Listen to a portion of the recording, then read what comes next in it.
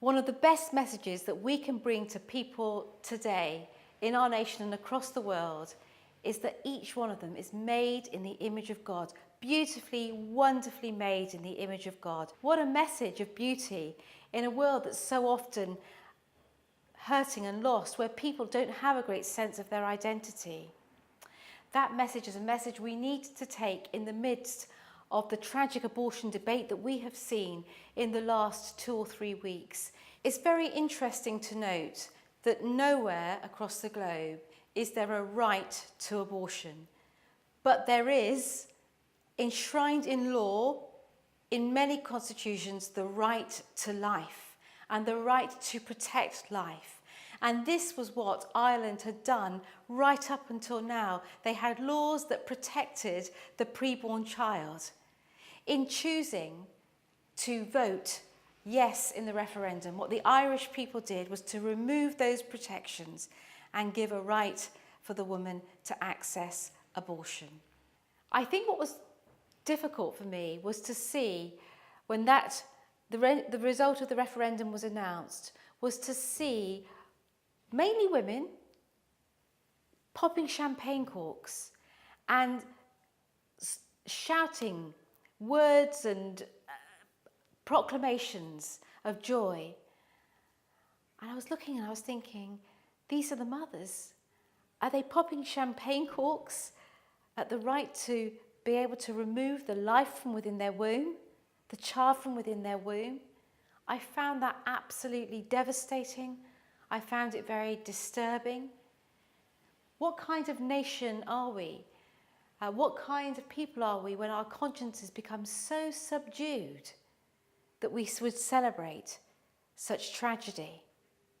And of course, what happened then, we see hot on the foot of that the judgment of the Supreme Court here in the United Kingdom is due to come out with regard to a campaign group's desire from Northern Ireland to be able to extend the abortion to Northern Ireland, where it's still illegal. You know, today there are 100,000 people living in Northern Ireland, and of course some of them will have moved from Northern Ireland, but 100,000 people living because they don't have the abortion laws. Isn't that wonderful? That's a cause for celebration, that people are living. And I'm sure that if we were to ask them, they'd say, I choose life. And we saw the judgment in that case where, again, what it did really, there was judicial activism. They said that the judges basically said they had no locus to actually affect any change, but they did say that there may well be a breach of an Article 8 right with regard to being able to access abortion. And what else have we seen? Well, we've seen in Parliament a debate, an emergency debate brought by Stella Creasy, the Labour MP, really talking about the woman's right to be able to abort, essentially looking to decriminalise abortion and to say that abortion is all about medical care. The tone of the emergency debate brought by Stella Creasy MP and others around her, very pro-abortion activist MPs, was not to speak about the seriousness of what was going on, of the heavy, weighty, moral issue that there was involved in this, but rather to say there needs to be access, it needs to be fast, it needs to be available, and it needs to be decriminalised. And the thrust certainly was decriminalisation, it would appear, up to birth.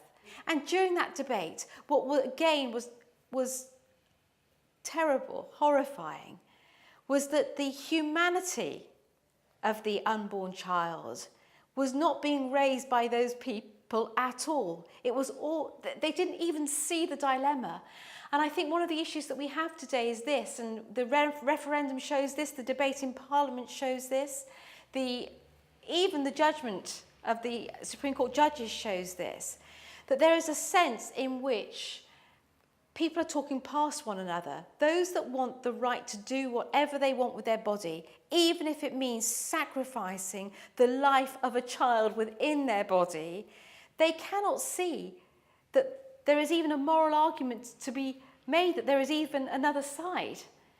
So we're in very difficult and dark days at this time with regard to this. We are rejecting life, beauty. We are rejecting being made in the image of God.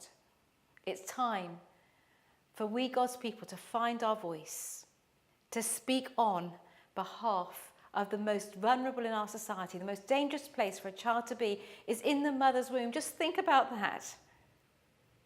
I'm a mum, and I know what a mother's fierce love is like. Well, that love we should be nurturing to protect the most vulnerable, the child that's in the womb. So let's work towards that, because it's only really the church, I believe, that can begin through the power, I pray, of God intervening in this to really show that these little people, the most vulnerable of our citizens, the preborn, are the ones that we should be advocating for. So let's pull together on this, and let's make our nation a life nation, a happier nation, a holier nation.